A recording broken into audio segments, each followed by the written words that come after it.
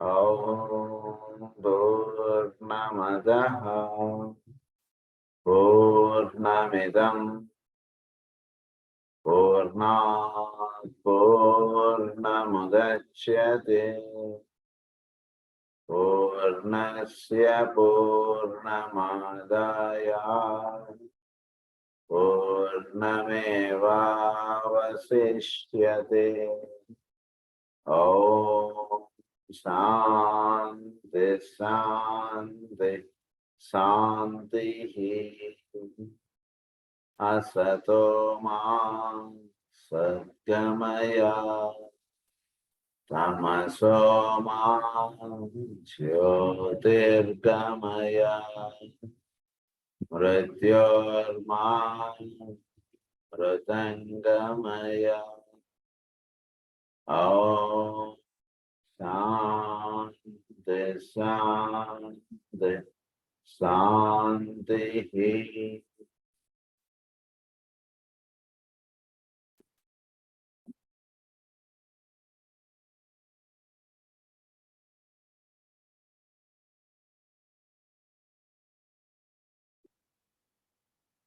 So మనం last క్లాస్లో మనం ఫియర్ ఆస్పెక్ట్ గురించి మనం చెప్పుకుంటూ వస్తున్నాం. సో ఇప్పుడు మనం ఇవాళ చెప్పుకోబోయేటువంటి విషయం ఏంటంటే ఫియర్ ఆఫ్ ఫ్యూచర్. భవిష్యత్తును అది ఎలా ఉంటుంది అనేటువంటి భయం చాలా మందిలో ఉంటుంటుంది. రేపు ఎట్లా ఫియర్ ఆఫ్ ఫ్యూచర్ కంప్లీట్ చేస్తాం. Fear of failure. సో ఏదైనా సరే ఒక పని మనం మొదలు పెట్టేటప్పుడు ఇది మనం చేయలేమేమో, మన వలన అవ్వదేమో, మనకి చేత కాదేమో, మనం దీన్ని సరిగ్గా నిర్వహించలేకపోతామేమో, మనం ఖచ్చితంగా ఈ పని చేయడంలో ఫెయిల్ అయిపోతాం, మనం చేయలేము అనేటువంటి భావం ఎక్కువగా, ఈ భయం అనేటువంటిది మనని ఎక్కువ వెంబడిస్తుంటుంది.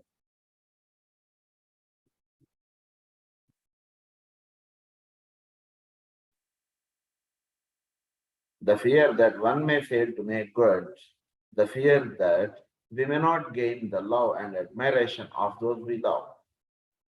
మనం ఎవరైతే మనని ప్రేమిస్తారో వాళ్ళ ప్రేమ మనం పొందలేమేమో, మన తప్పుగా అర్థం చేసుకుంటారేమో, ఇలాంటి భావములు అన్నమాట.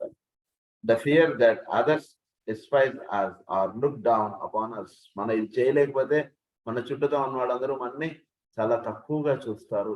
వీడికి ఏం చేత కాదు, ఏమిట్రా వీడు అంటుండగా చూస్తారు. ఆ భావం మనం అవమానం పడేదానికన్నా మనం ఈ పని చేయడం మానేయడం బెటర్.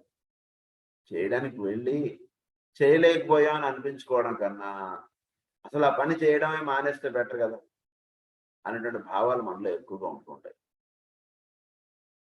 కదా? The fear that one may fail to see and grasp opportunity. మనకు వచ్చినటువంటి అవకాశాన్ని మనం దుర్వినియోగం చేసుకుంటామో, మనం క్యాచ్ అవుట్ చేయలేమేమో, మనం పట్టుకోలేమేమో ఆ అవకాశాన్ని అన్నటువంటి భావములు కూడా మనలో ఉంటుంటాయి. These are all aspects of fear complex which corrupt the lives of so many worthy people. This can be based upon an environment which is uncongenial and unappreciative, or an equipment which seems inadequate to its task. అంటే ఎగ్జామ్కి prepare అవ్వగలగాల్సినంత నేను prepare అవ్వలేదేమో అనేటువంటి భావములు ఇలాంటివి ఎక్కువగా ఉంటాయి. And in many cases had its roots in the fact that a man is a disciple or a really big soul ready to tread the professional path.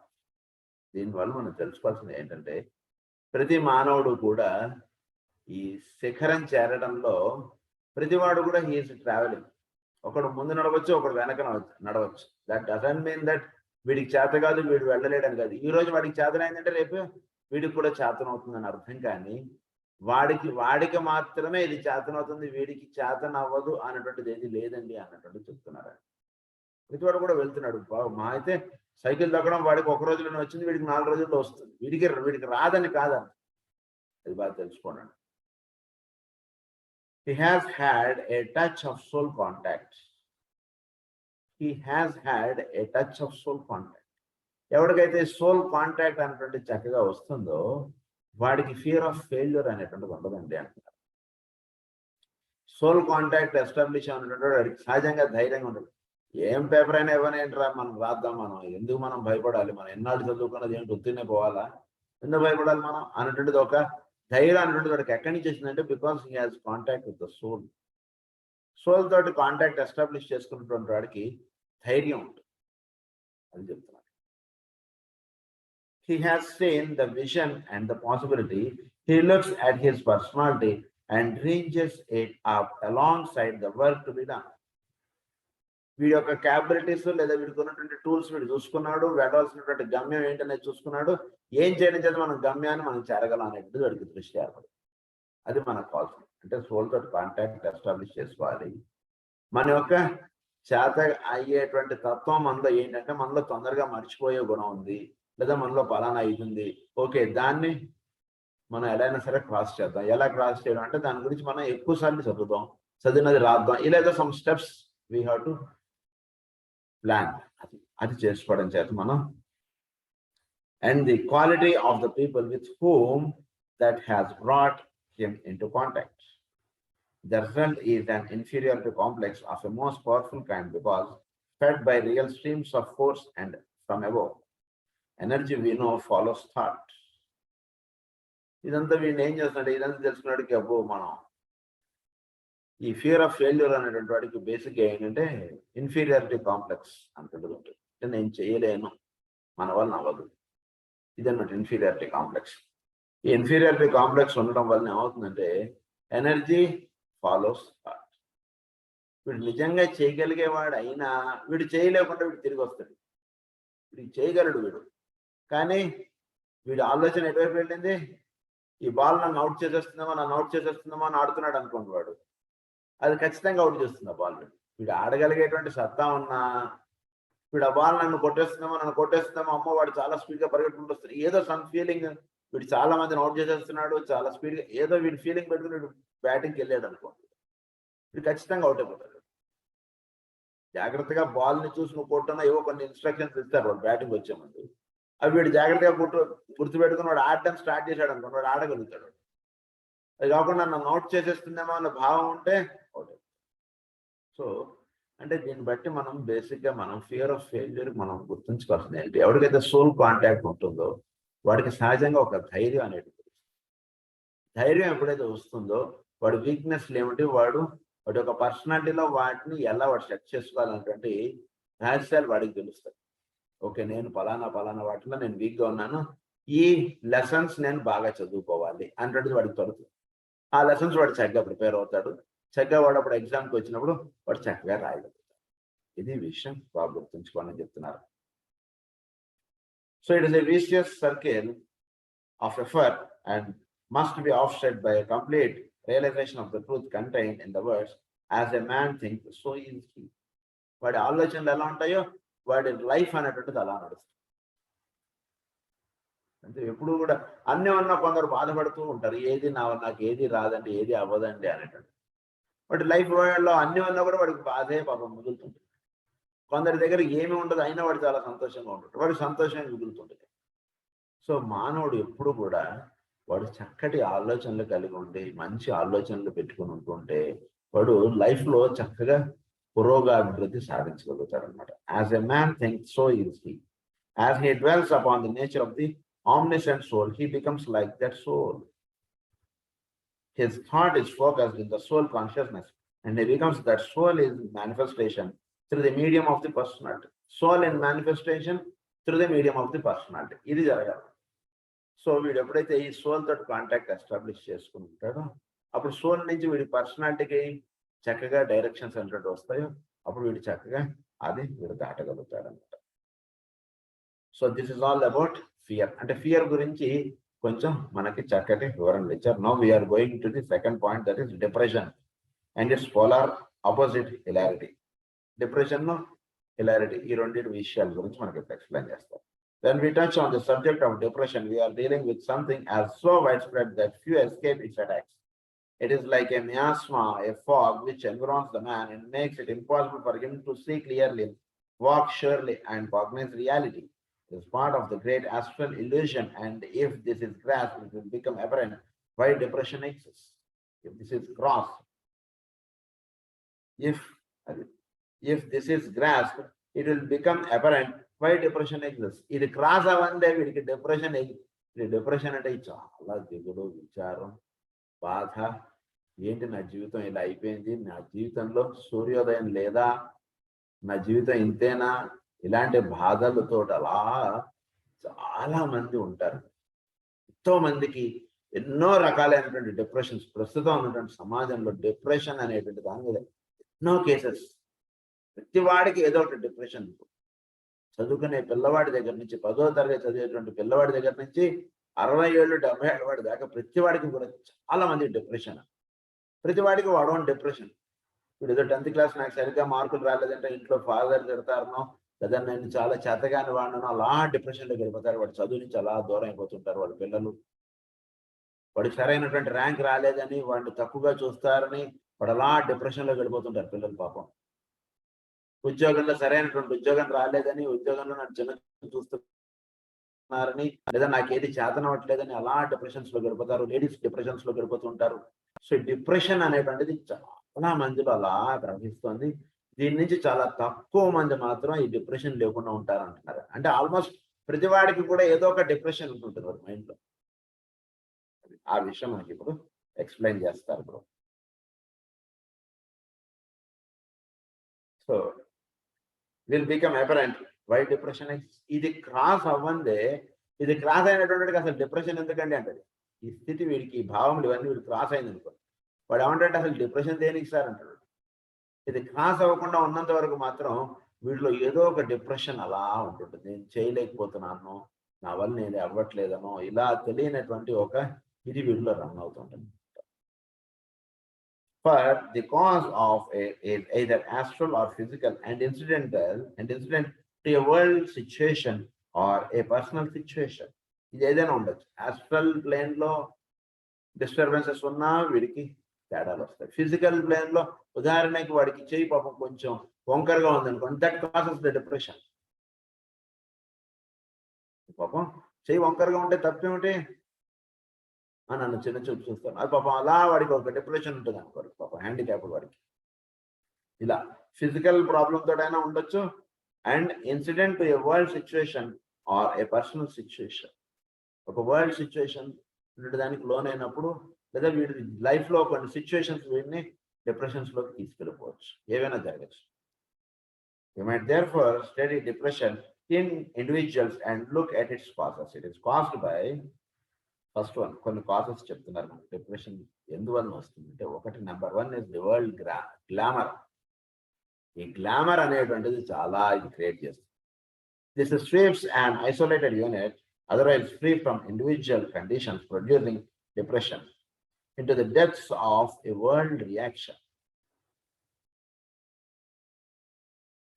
So ఈ world reaction అనేటువంటి దాంట్లో అంటే ఈ గ్లామర్ అన్నటువంటి దానిలో వీడు ఏమైపోతారంటే వాడు చాలా ఇది వీడు చాలా తక్కువ అన్నటువంటి దీనిలో ఈ అంటే ఒక ఆర్భాటము ఒక ఇది లేకపోవడం నాలో లేదు కాబట్టి నన్ను తక్కువగా చూశారనేటువంటి భావములు లేదా నేను చాలా ఎక్కువ వైభవంగా నేను కనబడట్లేదు కాబట్టనో లేదా నాకు చేతనవ్వట్లేదనో ఇలాంటి భావముల చేత వీళ్ళు ఎక్కువగా డిప్రెషన్లోకి వెళ్తారు ది వరల్డ్ గ్లామర్ ఎందుకంటే ప్రపంచం అంతా ఏంటంటే బాగా మెరుగులుగా ఉన్నటువంటి వాడిని మాత్రమే బాగుంది అనుకుని చూసేట్టుగా కనబడుతుంటుంది వీడిలో క్యాపబిలిటీ ఉన్నా కూడా వీటిని గుర్తించలేనటువంటి స్థితుల్లో ప్రస్తుతం సమాజం ఉంటుంది కాబట్టి వీటిలో క్యాపబిలిటీ ఉన్నా కూడా వీడు ఎలా డిప్రెషన్లో గడిపోతుంటారు this world glamour with its devitalizing and depressing results has its roots in various factors which we have only the time to briefly indicate. So ఇవి ఏమేమిటంటే ఒకటి number 1 is astrological factors either affecting the planetary chart and hence individuals are primarily racial. These two factors are oft overlooked. ఒకటి astrological factors అంటే ఈ planetary afflictions అనేటువంటివి కొన్ని ఈ glamour అనేటువంటి create చేస్తుంటాయి సో ఈ ప్లానెటరీ ఎఫ్లిక్షన్స్ అవి అంటే ఒక్కొక్క కాంబినేషన్స్ ఇలాంటివి ఏర్పడుతుండడంలో లేదా ఏదో రాహు లేదా కేతువు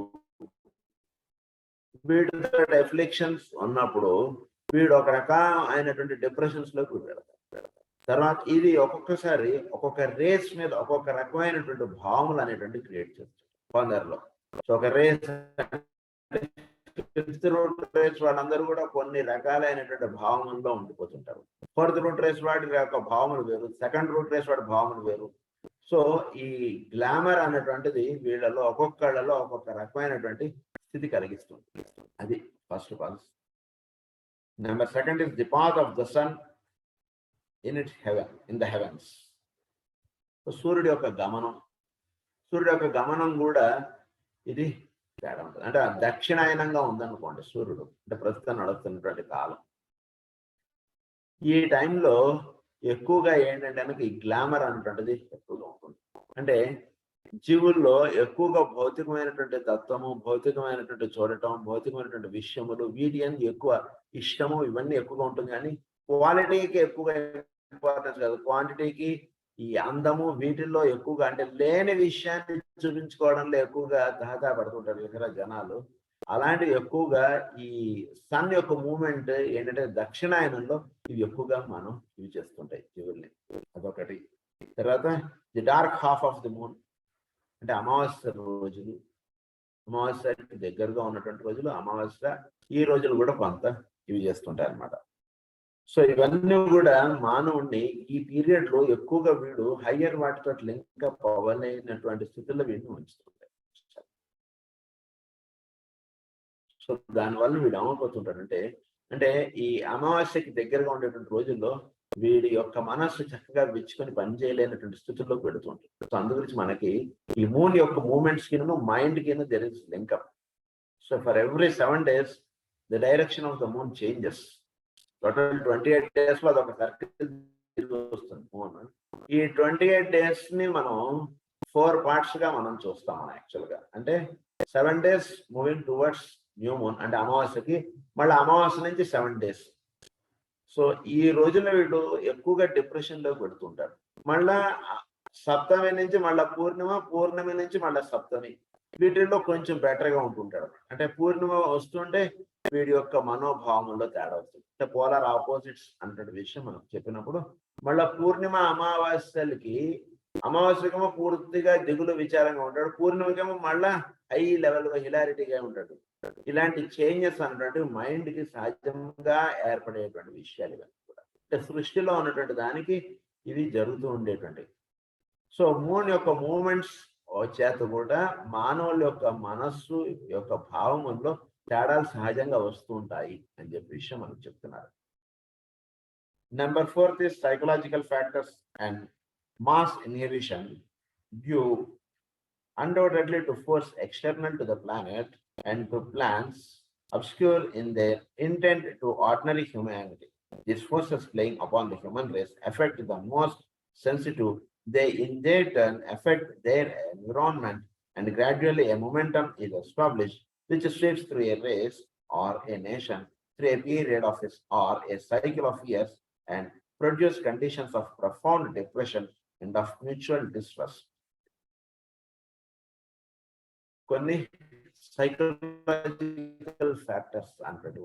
అంటే ఇందాక మనం చెప్తున్నటువంటి ఆస్ట్రాలజికల్ ఫ్యాక్టర్స్ ఎలాగో అలా కొన్ని సైకలాజికల్ ఫ్యాక్టర్స్ కొన్ని పబ్లిక్ ని మాస్ ఇన్హిబిషన్ అన్నారు. అంటే ఆ గ్రూప్ ఆఫ్ పీపుల్ ఆ టైం పీరియడ్ లో వీళ్ళు కొన్ని రకమైన, అంటే ఇప్పుడు మానవుడు విచ్చుకొని ఉన్నటువంటి భావములు వేరు, ఒక అంటే థర్డ్ రూట్ రేస్ లోను వాటిల్లో ఉన్నటువంటి మానవుడి యొక్క కక్ష వేరు. సో ఈ సృష్టిలో ఉన్నటువంటి ఈ విచ్చుకోవడంలో మానవుడి యొక్క, సో దీనివల్ల ఏమవుతుందంటే సృష్టిలో జరుగుతున్నటువంటి మార్పులు, సృష్టిలో సహజంగా ఉండేటువంటి వీటి వల్ల కూడా మానవుడు కొంత డిప్రెషన్ అంటే కనుక కొంత తెలియనటువంటి తనము లేదా కొంత సరైనటువంటి అవగాహన ఏర్పడలేనటువంటి తత్వముల్లో మానవుడు ఉండేటువంటి అవకాశాలు కొన్ని ఉంటుంటాయి. అంటే ఉదాహరణకి ఇప్పుడు ఉన్నటువంటి మానవుడు ఒక 1000 సంవత్సరాల తర్వాత, ఒక 2000 సంవత్సరాల తర్వాత ఉండేటువంటి మానవుడు వీళ్ళిద్దరు వేరుగా. ఇప్పుడు ఈ కండిషన్స్ వీటికి ఈ రకంగా అయినటువంటి భావములు ఇదే బాగా విచ్చుకున్నటువంటి భావన అన్నటువంటిదిగా ఉంటుంది. ఒక 2000 సంవత్సరాల తర్వాత ఉండేటువంటి మానవుడు వాడు ఉండే లెవెల్ ఆఫ్ అండర్స్టాండింగ్, వాడు ఉండేటువంటి లెవెల్ ఆఫ్ థింకింగ్ అదంతా చాలా వేరు. సో ఇలా ఒక టైం పీరియడ్ అన్నటువంటిది కూడా మానవుడు అనేక కారణాలకు లోన్ అయ్యేటువంటి స్థితులు అనేటువంటి కల్పింపబడుతూ ఉంటాయి అని చెప్తున్నారు. సో అది మనకి ఇప్పుడు ఎక్స్ప్లెయిన్ చేస్తున్నారు. These forces playing upon the human race affect the most sensitive. They in their turn affect their environment. Gradually, a momentum is established which shifts to a race. ఒక మూమెంటం అన్నటువంటిది establish చేసి ఒక race అంతా కూడా అలానే ఆలోచిస్తుంది, ఇంతకన్నా బెటర్గా ఆలోచించలేదు. సో ఉదాహరణకి మాస్టర్ అంటారు 20th సెంచరీలో ఎడ్యుకేషన్ అన్నటువంటిది బెటర్గా ఒక మెమరీ టెస్ట్ మాత్రమే అన్నటువంటి దాని మీద ఏదో ప్రస్తుతం ఉండేటువంటి ఎగ్జామినేషన్ అనమాట. సో ఇంతకన్నా బెటర్ ఎగ్జామినేషన్ లో ఉన్నట్టు ప్రస్తుతం మానవుడు అంటే ఒక రేస్ అంతా కూడా ఒకే ఈ భావన దాటి వీడు ఆలోచించలేనటువంటి ఇది ఉంటుంటుంది. ఇది ఎందుచేత అనేటువంటిది ఎక్స్ప్లెయిన్ చేస్తాను.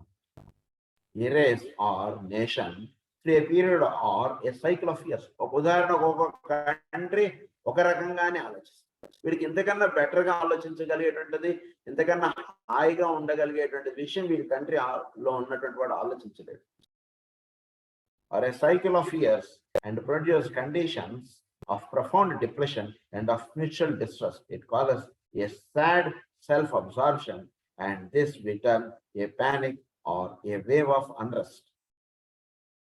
Sad self-absorption, ప్రతివాడికి కూడా ఏదో తెలియనటువంటి వాడు, ఏదో పొందలేనటువంటిది, ఏదో వాడు చాలా కష్టపడుతున్నాడు, వాడికి అందవలసినది అందట్లేదని దీని గురించి మాస్టర్ గారు మందరజాలంలో నాకు గుర్తున్నంత వరకు 2వ చాప్టర్లో రాస్తారు. ఆ ద్వారకలో తిరిగేటువంటి వాళ్ళు, అటు ఇటు తిరిగేటువంటి వాళ్ళు అవన్నీ కూడా పొడి మెతుకులుగా ఉన్నారని, వాళ్ళు ప్రతి వాళ్ళలోనూ ఒక తెలియనటువంటి ఒక అన్రెస్ట్ అన్నటువంటిది ఉంటుంది అన్నట్టు చెప్తారు. అంటే ఎంత జీవించుతున్నా మనలో తెలియనటువంటి ఒక అన్రెస్ట్. ఉదాహరణకి 1000 రూపాయలు లేదు మన జేబులో, ఆ రోజు మనలో ఒక అన్రెస్ట్ ఉంది. ఈ రోజు ఒక 1000 రూపాయలు ఉంటే బాగుండని అప్పుడు అనుకున్నాం, ఈ రోజు 1000 రూపాయలు ఉంది, అయినా ఒక అన్రెస్ట్ ఎందుకు ఉంటుంది మనలో? సో మానవుల్లో సహజంగా ఒక అన్రెస్ట్ ఫీలింగ్, ఒక ఏదో నేను ఏదో పొందలేకపోతున్నాను అనేటువంటి భావములు చాలా ఎక్కువగా ఉండిపోతున్నాయి జీవుల్లో. సో దాన్ని ఏమన్నారంటే అన్రెస్ట్ అన్నారు. or a wave of unrest. We term a panic or a wave of unrest. Sad self-absorption. వాడు ఏదో వాడు పొందలేకపోతున్నాను, ఎలా అయినా సరే దాన్ని పొందాలనేటువంటి భావములతో వాడు ఆ రోడ్ల మీద తిరుగుతున్నాడు, అలా తిరుగుతున్నారు. ఎక్కడికొక్కడికి ఎవరిని చూసినా సరే వాడు ఏదో నేను చేయాలి, నేను చేయలేకపోతున్నా అనేటువంటి ఒక చాలా ఇదిగా ఉంటున్నారు. అలా చెప్తారు unrest. The fact that the working out may be military, economic, social or political, that it may take the form of a war. Maybe ఏదైనా ఉండొచ్చు, ఫ్యాక్ట్ మేబీ ఇది ఈ అన్రెస్ట్ అనేటువంటిది ఏ రకంగా అయినా ఉండొచ్చు.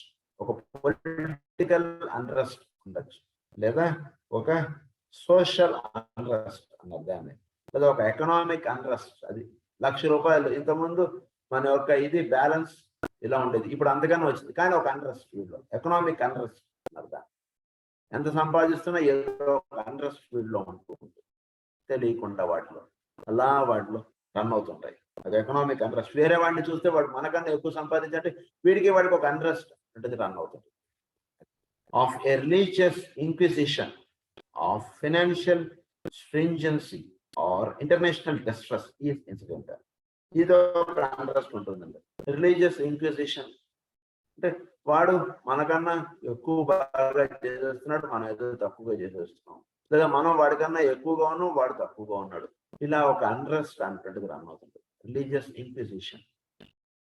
తర్వాత of financial stringency of international distress is incidental. The causes lie back in the blueprints of the evolutionary process and are governed, even if unrealized, by the good law. ఇది unrealised గా run అవుతుంటుంది. ఇది అంటే ఒక higher cause అన్నటువంటిది work out అవుతూ దాని యొక్క ప్రతిబింబముగా ఈ కండిషన్స్ అన్నటువంటి ఏర్పడుతుంది. ఇది బాగా మనం అవగాహన చేసుకోవాలి. వీటిలో ఈ భావము ఎందుకు ఈ దేశ ప్రజలందరికీ కూడా ఇటువంటి భావములు ఉంటున్నాయి అంటే there is some higher cause. అది మనకి ఇప్పుడు ఎక్స్ప్లెయిన్ చేస్తూ వస్తాం. సో బై గుడ్ లా అనగా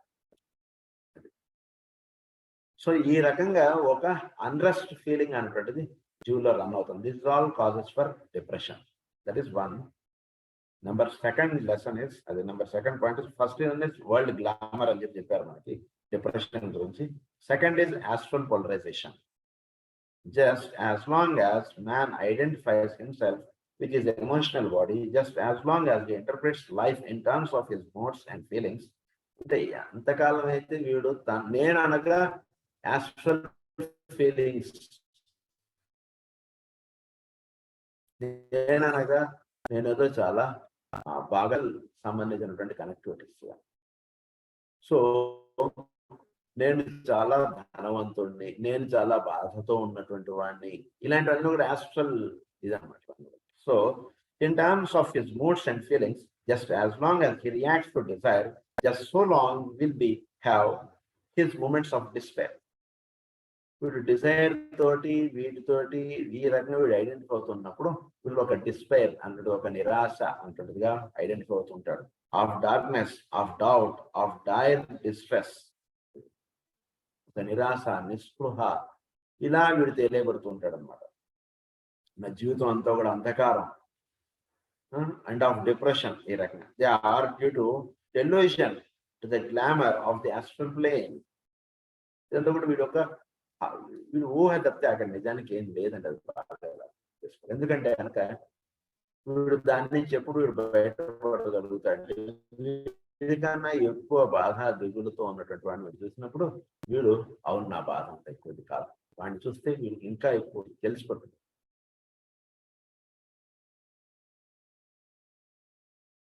గురించి మనం సో ఈ బాధ మనం ఎప్పుడు కూడా ఇంతకన్నా ఎక్కువ బాధపడుతున్నటువంటి వాళ్ళకు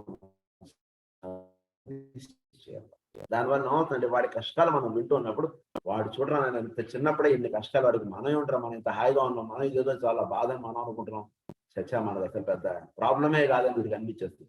ఆ thought itself cures his problem. అది సో ఇక్కడ మనకి అవి చెప్తున్నారు. సో ఈ భావములు వీటితో నేను చేతగాని వాడిని, నా వల్ల ఏమవుతుంది, ఇలాంటి భావములతోటే అర్జునుడు కూడా యుద్ధం చేయడం అనేటువంటిది ఆయన అవాయిడ్ చేశాడు ఎంతో తెలుసుకున్నా కూడా. సో అప్పుడు కృష్ణుడు ఆయనకి చెప్పాడు, ఆ భగవద్గీతలో చెప్పినటువంటి ముఖ్యమైనటువంటి విషయాలు మీకు ఒకసారి ఇక్కడ చెప్తానని చెప్పి ఆయన ఒక 5 పాయింట్స్ ఇక్కడ మనకి చెప్తున్నారు. భగవద్గీత అందరం కూడా తప్పకుండా చదువుకోవాలి. అందులోనూ మా మంద్రా స్క్రిప్చర్ హైయెస్ట్, అది బాగా ఇక విషయాలు మనకు తెలుసు, అది తప్పకుండా అందరూ చదువుకోండి. ఇక్కడ ఆ పాయింట్స్ ఏం చెప్పారనేటువంటిది ఇది చెప్తున్నాను. ఆయన చెప్పినటువంటి ఏంటంటే they may be briefly summarised as follows. Know thyself to be the undying one. Know thyself, నీవు అనగా అంటే నీవు ఆ పరమాత్మ యొక్క అంశగా ఈ భూమి మీద ఉంటున్నటువంటి నేను, అది శాశ్వతం. So you try to identify yourself with the real I am. So అదే ఫస్ట్ పాయింట్ ఆయన చెప్పినటువంటిది. Number second is control thy mind, through that mind the undying one can be known. So thy mind తోటి link up అవ్వండి. So చోట్లో ఉన్నటువంటి దాంతో మనం link up అయినప్పుడు through that mind the undying one can be known. So నీవు శాశ్వతుడివి అనేటువంటిది నీకు సహజ సిద్ధముగా బోధపడు. సో నీవు అనగా నీ యొక్క మనస్సుగా మనం తెలుసుకుంటున్నంత వరకు నేను ఏమిటో యుద్ధంలోకి వెళితే నేను చనిపోతాను అనుకునే భావం ఉంది. నీవు అనగా ఈ అర్జునుడుగా బాణం పట్టుకున్నాడు, నువ్వు ఇది కాదు, నీవు ఆయన యొక్క ఇదిగా ఈ భూమి మీద ఉంటున్నటువంటి వాడివి కనుక నువ్వు ఆ భావంగా తెలుసుకుంటున్నప్పుడు నువ్వు శాశ్వతుడివి అన్నటువంటి విషయం నీకు తెలుస్తుందని చెప్తున్నారు. Third point is learn that the form is but the veil which hides the splendour of divinity. Learn that the form is but the veil. Form is ఇది ఒక జస్ట్ ఒక చొక్కా లాంటిదండి ఈ దేహం అనేటువంటిది. ఇది బాగా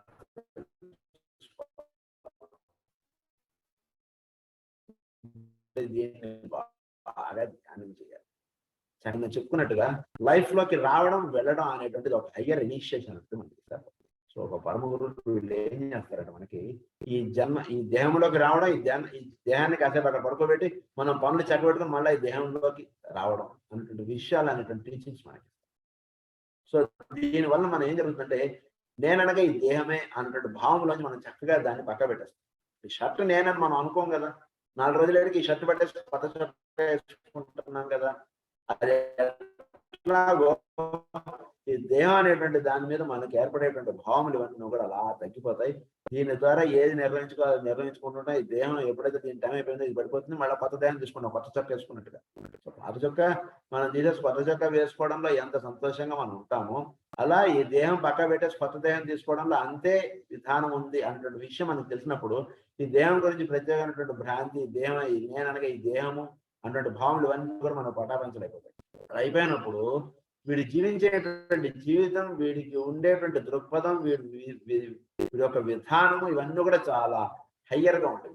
వీడు ఇతరులతో మాట్లాడే మాట కానీ ఇవన్నీ చాలా నేననగా ఈ కండిషన్డ్ గా పరిమితత్వంగా వీడు చూసుకుంటున్నప్పుడు వీడు మాట్లాడే మాట వేరుగా ఉంటుంది. నేను పరిమితత్వమునకు హయ్యర్ గా ఉన్నట్టు అపరిమితత్వమునకు సంబంధించినటువంటి వాడిని క్షేత్రజ్ఞుణ్ణి అని తెలుసుకున్నప్పుడు వీడు యొక్క భావం వేరు. క్షేత్రం అంటే ఇది దేహం, క్షేత్రజ్ఞుడు అంటే ఇందులో ఉండేటువంటి వాడు. క్షేత్రజ్ఞ విభాగంలో మనకు చక్కగా ఎక్స్ప్లెయిన్ చేస్తాం. సో దేహముగా నీవు భావించుకుంటున్నావు, నిజానికి నీవనగా ఈ దేహము కాదు అనుకంటే మనకి బోధన చేస్తారు. అది మనకి చెప్తున్నారు. Learn that the form is but the veil which hides the splendour of divinity. ఇది నిజానికి ఈ పొరని, ఈ తెరని పక్క జరిపి చూస్తే నీ డివినిటీ అంటే నీ దేహంలోనే ఉంది డివినిటీ. దాన్ని చూసుకున్నప్పుడు నువ్వు రియల్ లైఫ్ ఎంజాయ్ చేస్తావు.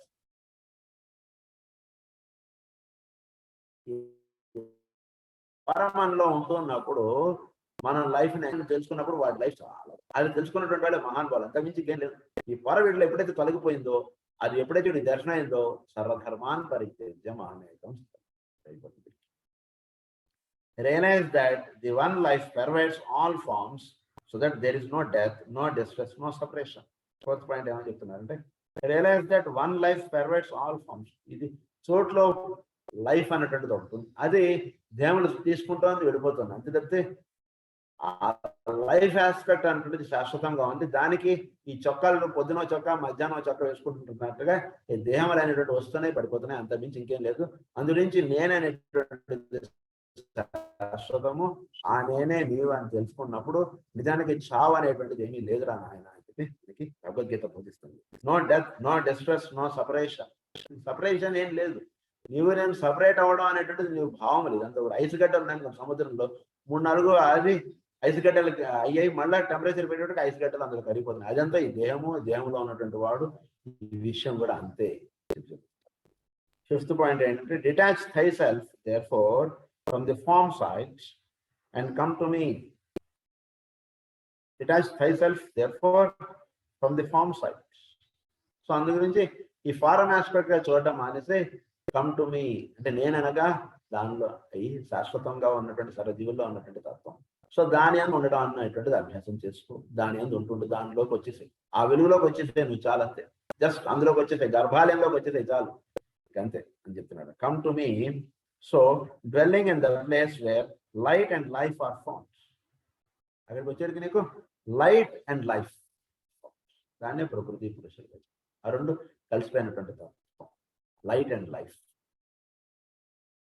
And life are found, thus illusion ends. అప్పుడు నీకు ఇంక ఇల్యూషన్స్ ఉంటాను, నేను అనగా వేరు అనేటువంటి భావములు ఉండవు. అప్పుడు నువ్వు యుద్ధం చేయడం మొదలు పెట్టినప్పుడు ఎత్ర యోగేశ్వర కృష్ణ తత్ర పార్థ ధనుర్ధర తత్ర శ్రీ రజభూతులు ధ్రువానీతి. అది మనకు జరుగుతుంది. సో ఈ విషయాలు మీరు ఒకసారి మీకు చెప్తున్నానని చెప్పి చెప్పారు. It is his astral polarization which lays a man open to his many emotional reactions and to waves of mass feelings of any kind. To his many emotional reactions. మానవుడు వీడి యొక్క emotional reactions, waves of mass feeling of any kind. అంటే ఒక రోజు బాగున్నట్టుగా ఉంటుంది, ఒక రోజు బాగాలేదన్నట్టుగా ఉంటుంది. ఈ రకమైనటువంటి ఫ్లక్చుయేషన్స్ వీళ్ళు చాలా జరుగుతుంటాయి. This is the cause of his being swept into that vortex of uncontrolled energy and misdirected emotional force, which eventuates in a world war, a financial panic, a religious revival, or a lynching. It is this also that raises him to the heights of hilarity and of spurious happiness, in which the light deceptive of the astral plane uncovers to him false sources of amusement. నిజమైనటువంటి ఆనందం అంటే ఇది అనుకుంటారు. Astral plane లో ఉన్నటువంటి వాడు వాడు అదేదో వస్తువు దొరికితే అదే నిజమైనటువంటి ఆనందం అని అనుకుంటాడు. సో ది రియల్ అమ్యూస్మెంట్ అనుకుంటాడు. So it is the astral polarity. 4 రోజులు ఇలా ఉంటాడు, 4 రోజులు అలా ఉంటుంటాడు. Or the mass hilarity, owing to his sensitivity, sweeps him into that hysterical condition which finds it when in unrestrained merriment, and which is the opposite pole of unrestrained weeping. ఈ రెండు ఉంటుంటాయి. అన్రిస్ట్రైన్డ్ weeping అయినా ఉంటుంది, అంటే ఎప్పుడు అలా దిగులు విచారంగా అయినా ఉంటాడు, లేదా వీడు అన్రిస్ట్రైన్డ్ మూమెంట్ మెరిమెంట్ బాగా, అంటే ఇంకా నాకు లైఫ్లో ఇంకా చాలు దొరికింది, ఇంతే, ఇదే లైఫ్ అంటే అంటే భావంలో ఉంటాడు. అది జారిపోయినా మళ్ళా దిగాలి. ఆస్ట్రల్ ప్లేన్ లో ఉన్నటువంటి వాడు ఈ రెండిట్లో కొట్టుమిట్టాడుతుంటాడు. This is the polar opposites. ఇది ఫస్ట్ హౌస్, ఇది సెవెంత్ హౌస్ లాగా ఉంటుంది జ్యోతిష్యంలో. మన హారోస్కోప్ లో ఫస్ట్ హౌస్, సెవెంత్ హౌస్ లాగా ఈ రెండు మెయిన్ గా రన్ అవుతుంటాయి లైఫ్ లో. I refer not here to true merriment nor the proper sense of humor, but to those hysterical outbreaks of hilarity which are so common among the rank and file of humanity and lead to reaction fatigue. So ఈ historical గా ఉండేటువంటి వాళ్ళు ఈ రెండు ఎలా అయితే fluctuate అవుతుంటాయో, astral plane లో ఉన్నటువంటి వాడు ఈ రెండిట్లో బాగా, అంటే అదేదో వస్తువు దొరికింది, ఇదే సంతోషం, ఇదే ఆనందం అనుకుంటాడు. మళ్ళీ అది జరిపోయిందా మళ్ళీ దిగాలైపోతుంటాడు. ఈ రెండిట్లు ఇలా వీడు లైఫ్ అనేటువంటిది ఇలా ఈ రెండిట్లు ఇలా వెళ్ళిపోతుంటుంది. కనుక ఆ విషయం జాగ్రత్తగా తెలుసుకుంటాను. అది ఆస్ట్రల్ పోలరైజేషన్ మీరు చెప్పిన. Now he is explaining the third point, a devitalized condition of the physical body. So depression రావడానికి devitalizing condition of the physical body ఇదొక కారణం. ఏంటంటే ఒకటి, a depleted etheric or vital body. వీడిలో పాపం తెలియకుండా వీడు వైటల్ బాడీ వీక్ గా ఉందనుకోండి, వీడు ఒక డిప్రెషన్ లేకపోతే ఎప్పుడు చూడండి, ఎప్పుడు చూసినా నాకు తలనొప్పి సార్, ఎప్పుడు చూసినా నాకు ఆయాసం వస్తుంటుందండి, ఎందుకండి ఈ లైఫ్, ఎందుకు సార్ ఈ లైఫ్, ఏదో ఎందుకు బతుకుతున్నాను అనిపిస్తోందని అంటాడు. నీకు కొంచెం ఆయాసం తలనొప్పి వాడికి క్యాన్సర్ ఉందిరా, వాడు ఎలా లైఫ్ లీడ్ చేస్తున్నాడో చూడరా నాయన అంటూ వీడు చూసేంత వరకు వీడికి అనిపిస్తుంటే, ఎప్పుడు చూడండి సార్ నేను బయటకు వెళ్ళానంటే తలనొప్పి వచ్చేస్తుందండి, ఎప్పుడు వారానికి 2 రోజులు నన్ను తలనొప్పితో పడుకోబెట్టేస్తుంది, ఎందుకు సార్ ఈ లైఫ్ ఇంకా నాకు ఊరికినే అంటే. అంటే తలనొప్పిగా వీడు అయిపోతే మరి వాడు క్యాన్సర్ తోటి మరి వాడు ఉద్యోగం చేస్తున్నాడు, కుటుంబాన్ని చక్కగా షికారులు వెళ్తున్నాడు, వస్తున్నాడు మరి. సో ఈ బాడీ ఎథరిక్ బాడీ వీక్ గా ఉన్నా కూడా వాడు డిప్రెషన్ లోకి వెళ్తుంటాడు. అదొక point. Next point is physical diseases either inherent or brought over from another life. కొన్ని ఫిజికల్ డిసీజెస్, కొన్ని పుట్టుక చేత కొన్ని జబ్బులు వస్తుంటాయి. ఇవన్నీ ఏంటంటే నిర్మమాటంగా మాస్టర్ గారు మనకి 19 యోగ సూత్రాల్లో చెప్పారు. కొందరికి పుట్టుక చేత పాపం కొన్ని జబ్బులు అనేటువంటి వస్తుంటాయి. అదేంటంటే పూర్వకర్మ వాడు అనుభవించాల్సి ఉంది, అది ఇప్పుడు ఈ జన్మలో ఇది పుట్టుక చేత వాడికి ఇవి ఏర్పడతాయి. ఫ్రమ్ అనదర్ లైఫ్ అన్నారు. అంటే ఇప్పుడు ఒక ఆస్ట్రల్ కరెంట్స్ లోను వీటిలోనూ ఏర్పడినటువంటి డిస్టర్బెన్సెస్ చేత అది ఎక్కడ పోతే అవి ఎక్కడ పో, ఏమొదిలేసినంత మాత్రాన ప్రతివాడు స్వర్గం ఇలా ఉండదు ఎప్పుడు కూడా. ఏమొదిలేసినంత మాత్రం వాడు ఎక్కడికి వెళ్ళిపోడు, ఇక్కడే ఉంటాడు, చుట్టుపక్కల ఉంటాడు. మళ్ళీ ధ్యానం తీసుకున్నప్పుడు అదే భావములు అదే వీడితో దిగి వస్తాడు. సో అదే వీడిలో డిసీజెస్ అన్నట్టు పుట్టుక చేత ఏర్పడేటువంటివిగా కొన్ని క్రియేట్ అవుతాయి. సో ఫ్రమ్ అనదర్ లైఫ్ అన్నారు, accidental or due to wrong emotional reaction. ఒకసారి వీడికి కొన్ని యాక్సిడెంటల్ గా కొన్ని ఇబ్బందులు అనేటువంటి వస్తాయి ఫిజికల్ గా. వీడి చెయ్యి ఫ్రాక్చర్ అయిపోవడము, లేదా కాలు ఫ్రాక్చర్ అయిపోవడము, ఇలాంటి ఏమైనా వచ్చేటికి వాడు పాపం కాలు తీసేస్తారు పాపం, లేదా చేయి తీసేయడం, ఇలాంటివి జరగచ్చు. ఇలాంటి చేత వాటిలో ఒక డిప్రెషన్ అనేది వాటిలో వచ్చేస్తుంది జీవుల్లో, అది accidental. Or due to wrong emotional reaction, are produced as a result of group karma, such as an epidemic. Books are group karma. So ఈ 100 మందికి సంబంధించినటువంటి కర్మ ఏదైనా అనుభవించాల్సి ఉంటుంటే అప్పుడు అక్కడ ఒక ఎపిడమిక్ డిసీజ్ అన్నట్టు వస్తుంది. మామూలుగా ఎపిడమిక్స్ ఎందుకు వస్తున్నాయి అంటే ఈ జీవులు అందరూ కూడా కొంత వీళ్ళు పనిష్మెంట్ లేదా కొంత వీళ్ళు హోంవర్క్ ఫినిష్ చేయనటువంటి వాళ్ళు వీళ్ళందరూ. సో వీళ్ళందరికీ ఒకటేసారి అప్లిఫ్ట్ చేయడం అన్నటువంటి ఇవ్వడానికి వీళ్ళందరికీ ఒకటే రకమైనటువంటి డిసీజ్ వచ్చింది. ఒకటే వీళ్ళందరూ కూడా ఆ హోంవర్క్ చేయలేదు. క్లాస్లో ఉన్నటువంటి 30 మందిలో 20 మంది హోంవర్క్ చేయకుండా వచ్చారంటే హోంవర్క్ వచ్చేటికి టీచర్ గారు ఏం చేశారు, 20 మందికి పనిష్మెంట్ రాశారు. 5 సార్లు మీరు హోంవర్క్ అంతా రాయండి. అది ఎట్లాగో ఒక ఎపిడమిక్ డిసీజ్ అంటే అదన్నమాట. వీళ్ళందరిలోనూ ఆ అప్లిఫ్ట్మెంట్ రావడానికి ఆ ఇది రావడానికి ప్రకృతిలో నుంచి అది వస్తుంది ఎపిడమిక్స్. అది అలాంటి డిసీజ్ అనేటువంటి రావడం చేతి కూడా డిప్రెషన్ లోకి వెళ్తుంటారు. Third point is atmospheric. This is sometimes overlooked, but the condition of the atmosphere, the nature of the climate, the density, humidity or dryness, the heat or cold have a definite effect upon the psychological output. Climate చాలా లోగా ఉందనుకోండి, తెలియకుండా వీడి mind కూడా చాలా లోగా వచ్చినా కూడా ఏమి లేరా ఇది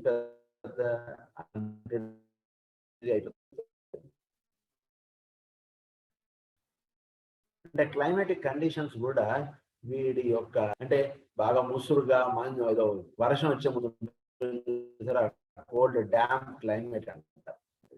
అది అలాంటి క్లైమేట్స్ చాలా ఇదిగా ఫాగీగా ఉండడం ఇలాంటివి ఉంటూ ఉన్నప్పుడు వీడు చాలా దిగులుగా ఉంటాడు. అదే బాగా సన్ బాగా షైనీగా ఉన్నప్పుడు అప్పుడు వీడికి ఉండేటువంటి మనస్సు యొక్క డిప్రెషన్ కాజ్ చేస్తుంటాయి. ఇవి 3 points. You will find, if you study all subsidiary and temporary causes of depression and its opposite can be grouped under one of these 3 heads, and when one has ascertained the cause, the cures will become apparent.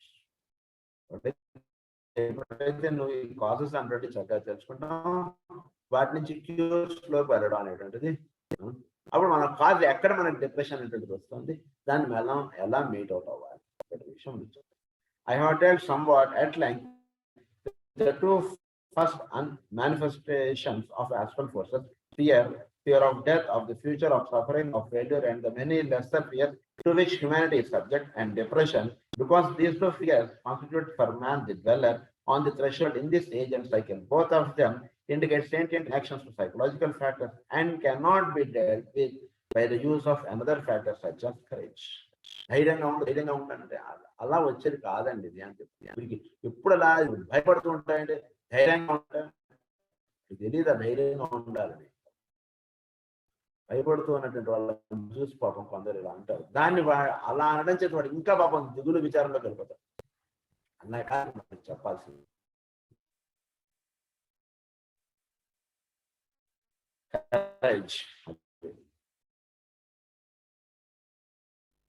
They must be met by the omniscience of the soul. అంటే చోట్ల soul అనేటువంటిది దానితో వీడిని link up చేయాలి.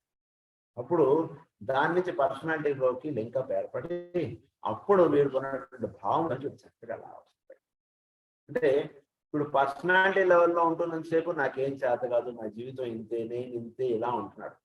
ఎప్పుడైతే వీడికి సోల్కి వీడు link up చేసేస్తారో, ఇందాక మనం చెప్పుకున్న 2 పాయింట్స్ అన్ని వాడు చక్కగా సోల్ తోటి లింకప్ అయ్యేట్టుగా వాడిని చేస్తారో అప్పుడు వీడు మనస్సు నేనంటే ఇది అన్నట్టు భావనలోంచి వీడు దాటుతాడు. ఎప్పుడైతే దాటుతాడో వాడు చేస్తే వాడు ఖచ్చితంగా వాడు పాస్ అవుతాడు. అది ఇక్కడ జరగాలి. సోల్ తోటి లింకప్ వచ్చినప్పుడల్లా హీ గెట్స్ సక్సెస్. ఇలాంటి వాళ్ళందరూ కూడా